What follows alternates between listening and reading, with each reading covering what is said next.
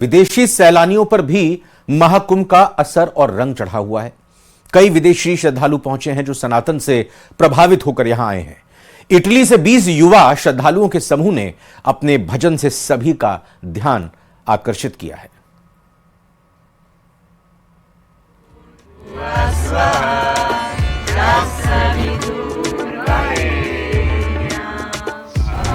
सनातन और संस्कृति के गौरव महाकुंभ में विदेशी श्रद्धालु भी रंगे हुए हैं।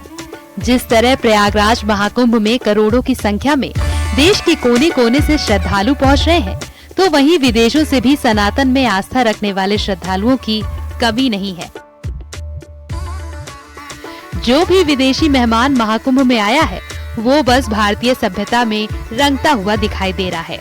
इसमें माही बाबा की अगुवाई में इटली से 20 से ज्यादा युवाओं ने जब गायत्री मंत्र गाया तो हर कोई हैरान रह जाता है।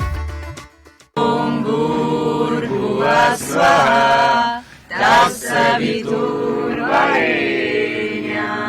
भर्गो देवस्य धीमहि धियो यो न प्रचोदयात्। इतना ही नहीं, सनातन की गहरी जड़ें उन्हें अपनी ओर खींच लाई हैं। त्रिवेणी संगम के आसपास का माहौल भक्ति भाव से भर गया है। इटली से आई श्रद्धालु ने न्यूज़ 18 के कैमरे के सामने शिव तांडव मंत्र की भी सुंदर प्रस्तुति दी। प्रवाह पावितस्थले गलेवलं यलंबितं भुजंगतुंगमालिकं दमद्दमद्दमद्दमन्निनादमद्दमर्वै चकार चन्दतन्दवतनोतु नः शिवाय शिवम्। जतकदाः सम्भ्रमभ्रमन्निलिम्प निर्जरी विलोलवेचि वल्लरी विराजमानमूर्धनि दगद्दगद्दगज्ज्वलल्ललाटपट्टपावके किशोरचन्द्रशेखरे रतिप्रतिक्षणम् मम दरादरेन्द्र नन्दिनी विलास बन्धु बन्धुरा स्फुरद्दिगन्त सन्तति प्रमोदमान मानसे कृपाकदक्ष दोररी निरुद्ध दुर्धरापदि क्वचित् दिगम्बरे मनो विमोदमेतु वस्तुनि जदा। इटली से लगभग 20 से ज्यादा युवा आध्यात्म की गंगा में डुबकी लगा रहे हैं। इन युवा श्रद्धालुओं ने काल भैरव मंत्र के गायन से मंत्र मुग्ध कर दिया है।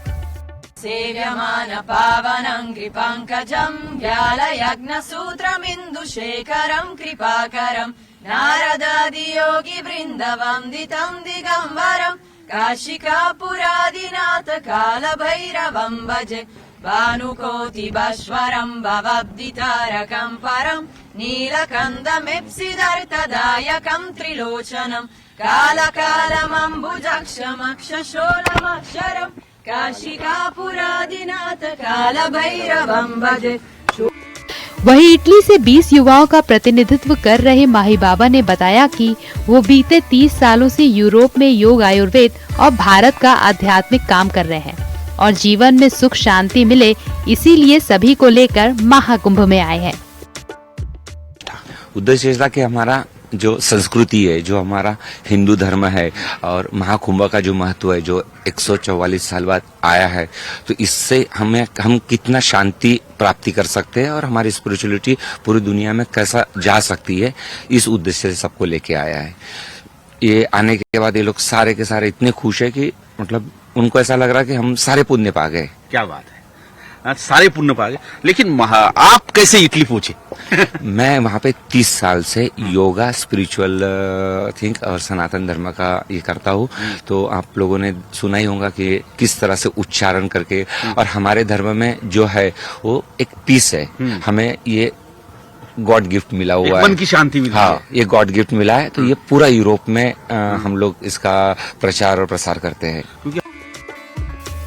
बता दें कि कई विदेशी श्रद्धालु ऐसे हैं जो सुकून की लालसा में महाकुंभ के त्रिवेणी संगम पर पहुंचे। मोक्ष की तलाश ही उनका ध्येय बन गया है। आस्था के इस संगम में कई विदेशी श्रद्धालु पहली बार आए हैं, तो कई श्रद्धालु ऐसे हैं जिन्हें पहले भी इस आध्यात्मिक संस्कृति से जुड़ने का शुभ अवसर मिल चुका है। प्रयागराज से प्रशांत लीला रामदास के साथ ब्यूरो रिपोर्ट, न्यूज़ 18। महाकुंभ की अद्भुत दुनिया में साधु संतों की महिमा पूरे विश्व में गूंज रही है। महज 35 साल के खड़ेश्वर बाबा से हमारी टीम की मुलाकात हुई, जो एक पैर पर खड़े होकर तपस्या भी करते हैं और आशीर्वाद भी देते हैं।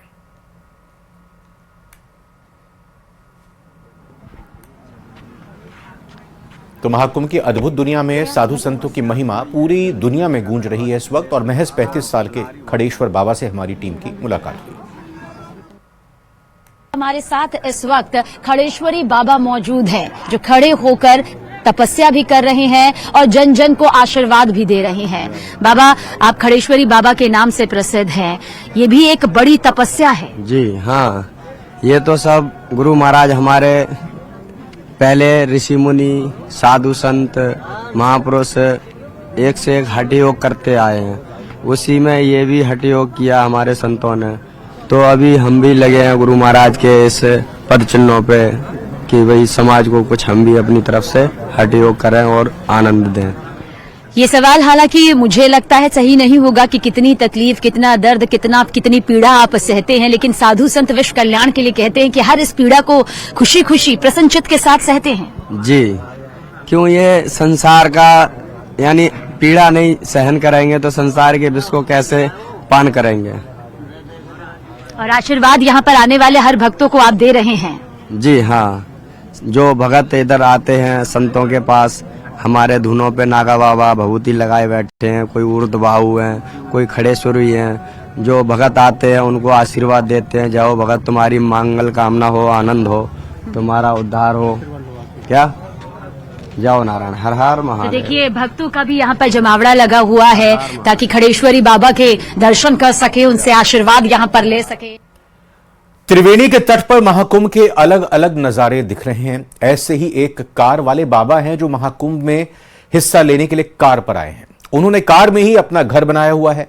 वो तप और ध्यान कार में ही करते हैं।